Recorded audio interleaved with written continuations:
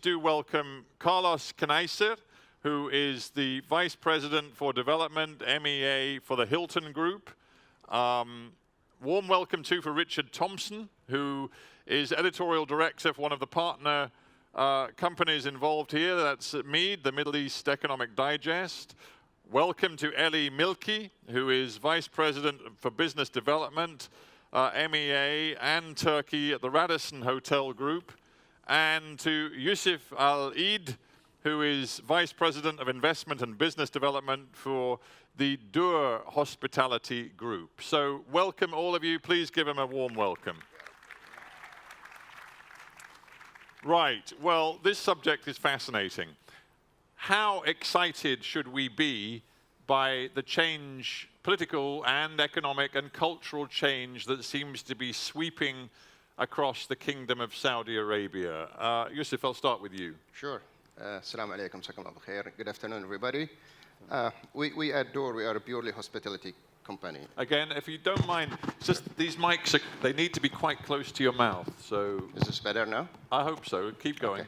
Okay. We at Dur Hospitality Company purely as a developer and investors in hospitality, i.e. we develop and own hotels and resort and service apartments and residential compound. These components of the new trend in Saudi now, or what we've been saying for the last few days and talking about Saudi, obviously we are looking very much positive in the future of the kingdom. So we, beside the portfolio that we own at the moment, we are developing more into different cities in the kingdom going forward. All right. Richard, I think you'd give us a good overview of the potential and the potential power of the Saudi economy and the Saudi market for all the players in the hotel and hospitality industry. So give us a sense of scale. It's the most important story happening in the region, in every sector, but particularly in the tourism sector. We have 50% of the regional economy, 60% of the regional population, the world's biggest oil producer, the center of Islam, 32 million people living there, high levels of unemployment, high need to create jobs for locals, a market that's virtually untouched for international investors, and they're right across the board. The Vision 2030, the economic restructuring program, they're opening up, the floating part of Saudi Aramco, the oil company, on the stock market. They're calling for investors in robotics. They're developing mega projects. And right at the heart of all of that is tourism and hospitality. They've got 8 million religious pilgrims a year go there. They want to increase that to 30 million by 2030, 15 million by 2020. So double the number of pilgrims just in 2 or 3 years, and then double that. And overall visitor numbers, including non-pilgrims, about 19 million a year at the moment, and they want to get that up to, I think the number is about 32 million by 2027. So we're talking doubling or more of the number of visitors. And their vision is it's very much about appealing far beyond the Arab, leisure and travel market. They want truly a global, international clientele to come to the kingdom. I think there are 3 parts to that. The core part, or one core part of the strategy, is for the domestic tourist, domestic market, to get Saudis to stay in the kingdom and to explore the kingdom more. And so a big plank in the strategy is develop the entertainment sector, theme parks and cinemas and theaters, and that's happening right now. In fact, today I think the first cinema launch happens. So that's a big change, and that's for the domestic market. The second market is the international/regional market, the pilgrims. They want to reform the pilgrim visas so that people can come on Umrah or Hajj pilgrimage and then visit other sites, particularly the heritage sites. So, the Tourism Commission wants to double the number of UNESCO sites in the Western region so that pilgrims can come. Their new visas will allow them to visit other locations. And then the third market is the international tourists, and we have things like the Red Sea project. This is a high-end mega project to develop 50 luxury island resorts in the Red Sea, and the Neom project, which is further to the north with the Egyptian and Jordan border, and that's about bringing international visitors in to learn about Saudi, but also to provide them with an environment that they would meet their expectations. So it's all 3.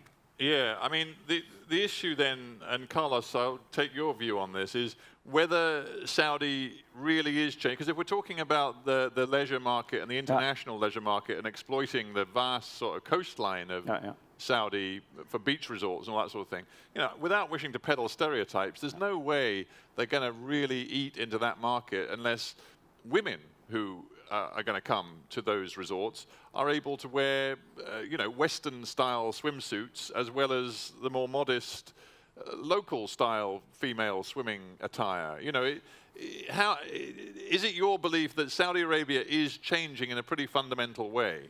Well, first, I mean, my colleague here did a great business case for us as a developers, so to expand more on what we currently have.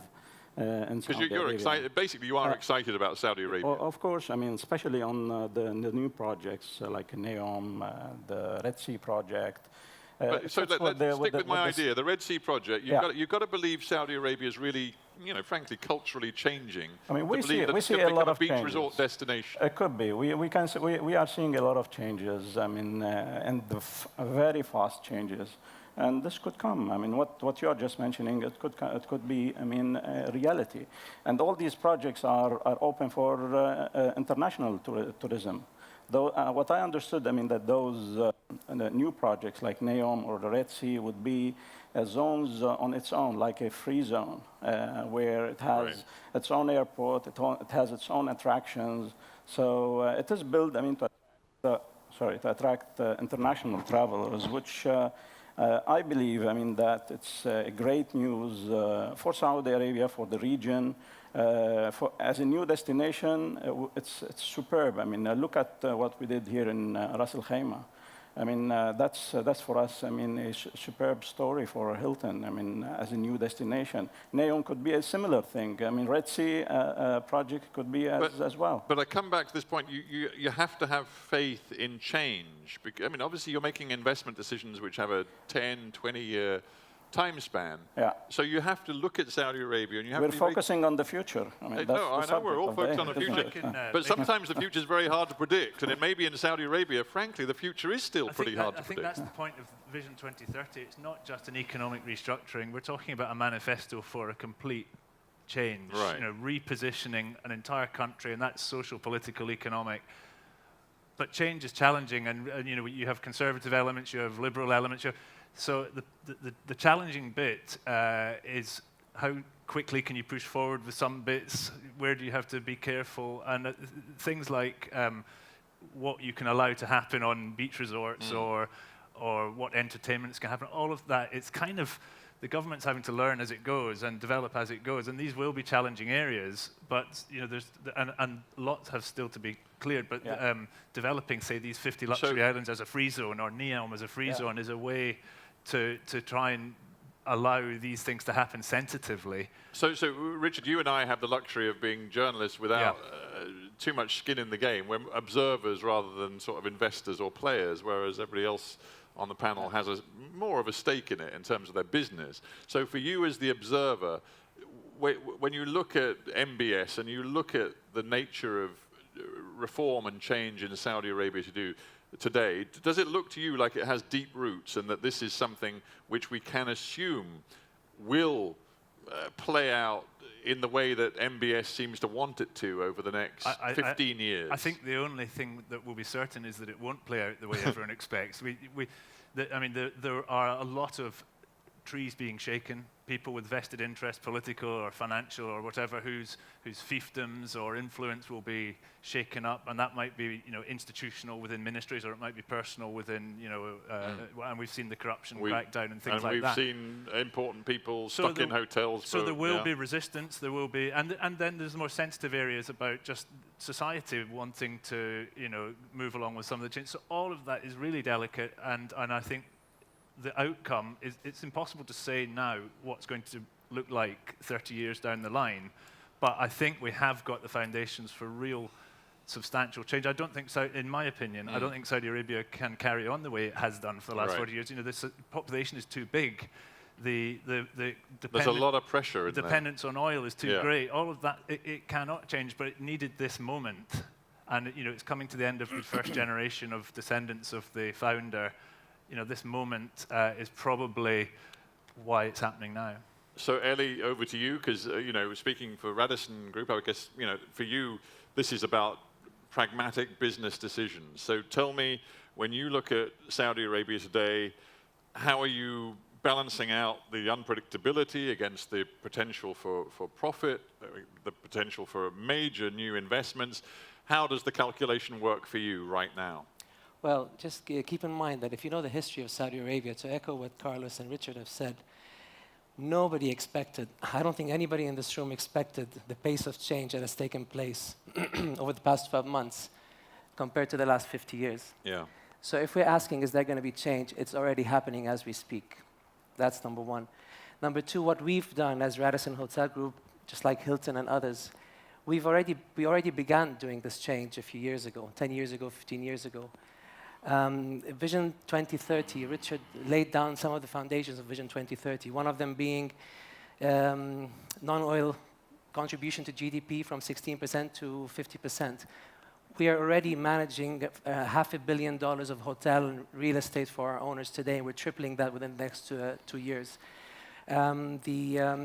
Contribution. Sorry, you're tripling your commitment Correct. to Saudi. We've got 16 hotels in operation and over 20 under development, opening in the next 2 years. Increasing private sector contribution to GDP from 40%, from 25% to 40%. 90% of our owners are developers, are private developers and real estate companies. If we talk about increasing Vision 2030, increasing household spending on entertainment from annual growth of 3% to 6% by 2030, we've already developed resorts and service apartments and many along the way to cater to that kind of demand, for there to be a place for consumers, domestic tourism, to spend that money. Do you have a breakdown right now in your hotels as to the proportion of your custom that is Saudi, and the proportion that's regional, and the proportion that is truly, non-Arab international? Majority of demand in Saudi Arabia today is domestic. Right. Domestic tourism, simply because there haven't been enough encouragement to visit Saudi Arabia for leisure purposes, except for Mecca and Medina, for instance, where it's religious and it's foreign. Outside of religious pilgrimage, correct me if I'm wrong, but isn't it actually still quite difficult? It's a process to get a visa for Saudi Arabia. Yeah. So Correct. Is that being addressed? Yes. Well, the thing is, religious tourism, they're making it easier to get visas. They're issuing tourist visas, which are going to be implemented this year.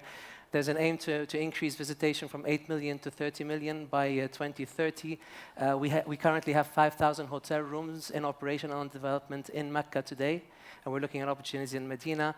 When you talk about foreign direct investment, that's supposed to increase also over the next few years. But there's also another aspect, social aspect about it as well, and economic. Unemployment is expected to drop from 12% to 7%. We currently have 30% of our workforce as Saudi nationals among the 2,000 that we manage today. I think women in the that's workforce. Quite an important part of this story, isn't it? That Women the as well. localization and the in-kingdom. Yeah. We've got today around 20% of our workforce being women. It was less than 5% 5 years ago, and many in leading positions. And Vision 2030 wants that to increase to 30%. The thing is, the change is already happening. I think we should stop talking about it. I think we should look at what's going to happen. Do you have any female general managers of any of your hotels in Saudi? We do a hotel under development, opening soon. She's actually the first to be announced as general manager, female general manager in Saudi. We do. Oh, interesting. Yeah. What about in your company, Yousif? It is interesting discussing. It's absolutely right. MBS has made a point of saying he wants much more female involvement in the economy at all levels. What about your operations in Saudi? How do they look on that score? We are targeting 40% Saudization this year, if not maximum next year. Out of that, between 8 to 10 are females. We are grooming many young Saudis to take senior positions in the hotels rather than back of the house only. As we speak, we have now some of the girls or females are in the front of the house, receptionists. Some of them even at the food and beverage outlets. So female are taking major parts in hotels. And either of you addressed this, but how is it dealing with the Saudi authorities in all of the different aspects of hotel, construction and then operation? I mean, is it a very bureaucratic system? Is it a very slow system to deal with, or are you finding it quite a good system to operate in? It's improving. You're being very tactful. You've got a look which tells me it's actually pretty bloody difficult. My experience when I've been at Saudi hotel conferences is there's a lot of frustration amongst the hotel community, the time it takes to get visas, the fees, the bureaucracy, and even just the speed of pace that the authorities will move to facilitate. So that's going to be a big drag, unless the Saudis change that sort of inbuilt drag on economic activity and the pace of change. That will hold them back. Yeah, can I just add something? It's a very good point because yes, bureaucracy is an issue in Saudi, but it's the issue in many emerging markets. So it's not unique to Saudi. But then again, to give the authorities credit, on the one hand, yes, it's bureaucratic. On the other hand, bureaucratic and introducing new taxes. And on the other hand, you've got investments funds that are being set up to encourage spending into hotel real estate in secondary cities to encourage domestic tourism and encourage international tourism. And you've also got incentives that the Saudi government is putting in place, tax incentives, tax schemes to be able to develop more hotels. A reverse incentive, taxation on land that is not being developed. Plus, this has been happening for a while. It's only been moved forward recently with the new Crown Prince and the movement forward. I mean, tell me honestly, can you see the day in the next, we talk about 2030, let's say by 2030, can you see by 2030 that Saudi Arabia could become an attractive travel destination for Brits, Americans, Japanese, Chinese? I mean, is it ever going to be that kind of international destination? You're asking me? I'll ask any of you. Well, from my point of view, I love going there at the moment. But that's perhaps but you're as a weirdo. You work for Middle East Economic Digest. That doesn't count. I think that it's difficult to answer that question with a single answer. Some people, there are a lot of cultural heritage sites to visit. There's a lot of beautiful desert. Obviously the religious centres. I mean, there's a lot of attraction areas, there. I mean, diving spots. I mean, the coral reefs, on the Red Sea. I mean, such a beautiful area. And it's untapped. I mean, if you look at the northern part or the Red Sea project, I mean, that would attract, I mean, anybody around the world to come and visit and experience, I mean, the sun and sand and water. But I don't think you'll get to a Sharm el-Sheikh type destination in Saudi for a long time, in my opinion. I think that mass market, that mass scale resort isn't. Would you all agree that's not really what we're talking about? Well, hold on. We never expected what's happening today to happen, so I wouldn't say never. Yeah. We expect 20 to 30 resorts at least to open up in the Red Sea. And Carlos said it, diving spots, pristine beaches, more accessible than the Maldives. And so why not, actually? I'm not talking mass tourism, but you're talking big numbers. And I see it happening. You know what, just as an aside, I used to work as the BBC's Washington correspondent at a time when the president was George W. Bush, and if he was in a press conference and a reporter's phone went off, the culprit was immediately exiled to the far reaches of Siberia. So you're fired. Well, no, you're not fired, but I've got hands emerging. So we haven't got much time left. So, sir, if you've got a question, hang on, you're going to need a microphone, otherwise we're not going to be able to hear you. Just hold your thought until we get you a microphone. Hang on. Just keep talking, it'll come. There you go. Good afternoon. Amin Bokarzel, president of River Hotel Group. We're going to be together on stage tomorrow. However, for your question, if in 2030 we're going to see German, American, Brits, Japanese, the Japanese target as audience have been visiting Saudi Arabia as tourists for many years.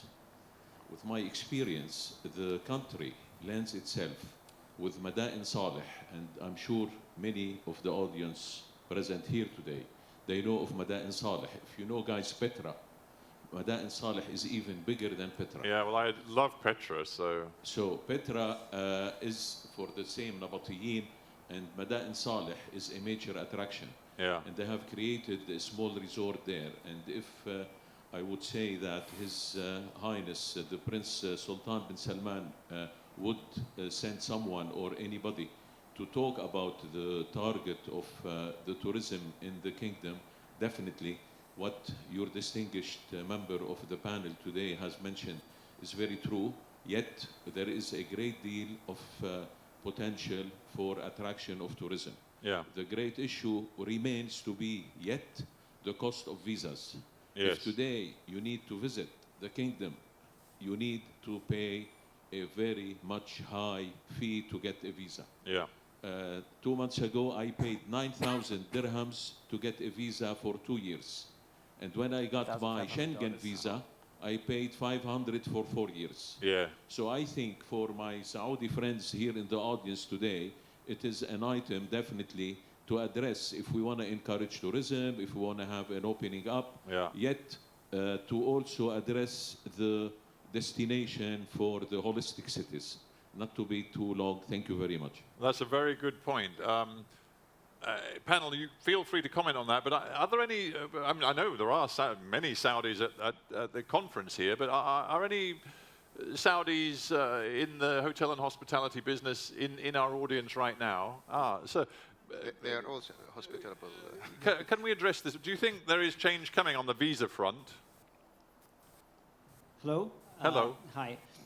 There is definitely change coming on the visa front. We heard the announcement about 3 months ago that this year will witness the new visa on arrival for certain nationalities. We have yet to see the detailed nationalities and the process for it. And the cost. And the cost as well. But that's definitely something that's going to happen when they announce these things. They don't take them lightly. We, as part of Dur Hospitality, we're very excited about these changes.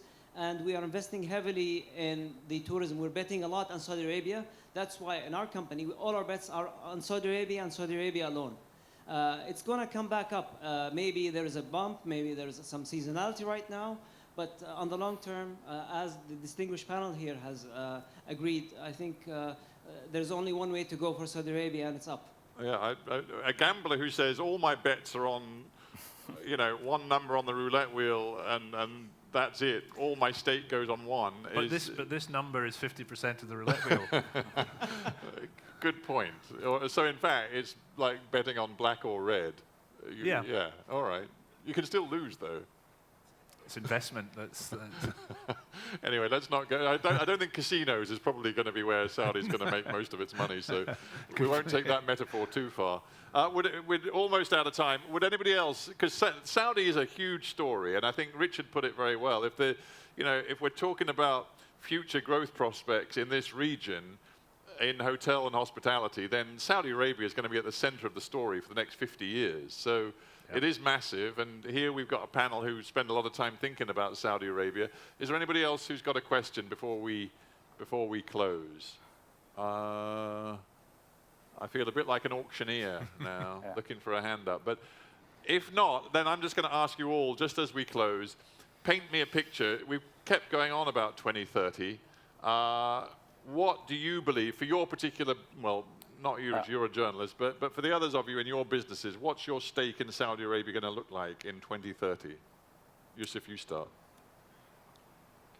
We have a vision to double our revenues and properties by 2023. I believe we should look to treble it by 2030. Treble it? Yeah. Yeah. Big ambitions. Big ambition, yeah. Yeah. Elie? Well, currently, with 30% of our supply existing in Saudi Arabia, our pipeline looks like 60% in Saudi. We expect in the long run to have 50% of our supply in the region in Saudi Arabia because of the size of the market and the need for more hotel rooms. All right. That's where we are. Yeah. And Carlos? Yeah, for us, Saudi Arabia has been the focus for the last 5, 6, 7, 8 years, and it will continue being the focus, for the next maybe 10 years. Now we have 10 hotels up and running, and we'll quadruple our estate in the next 3 to 4 years. So, and we're looking forward, I mean, for those new projects that are coming online. It's a great story for us as developers, and we're looking forward for the change. And I believe that there's no way back. I mean, well, I'm going to end with that thought with you, Richard. You get the last word. Carlos just said, I believe there's no way back. Just give me, because I'm a superficial journalist, I like to talk in very simple terms. Give me a percentage chance that things could go wrong in Saudi Arabia for the reform plan, for the opening up, for the radical change to the economy, to the politics and social context of Saudi Arabia. What percentage chances that it could get derailed? I think there is a 100% chance that some things will go wrong. And I think there is a 100% chance that some things will go very successfully. But I think that it all comes down to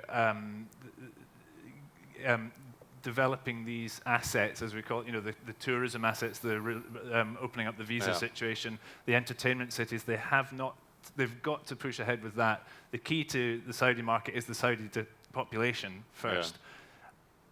And I think the challenge will be overcoming the many, many hurdles that exist about visa reform, ministerial reform, cultural challenges.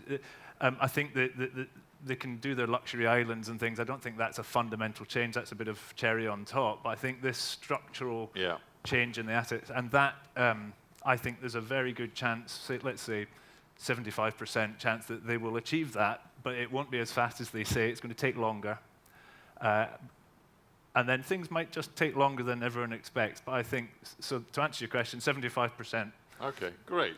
A totally specific answer. And we'll all come back in 2030 and see how you did. All right, ladies and gentlemen, we've run out of time. As soon as this session is over, like i.e. now, there are breakout sessions, and hopefully you've got a printout of what's available and what you want to go see. But there's breakout sessions, some of which I think are going to be in here, some of which are in a discussion room out there somewhere. I think people will show you where it is. So enjoy the breakout sessions, but leave by giving my panel on Saudi Arabia a very warm hand. Thank you very much, panel. Thank you. Thanks a lot. Thanks, Elie. Thank you, Yousif. Thank you.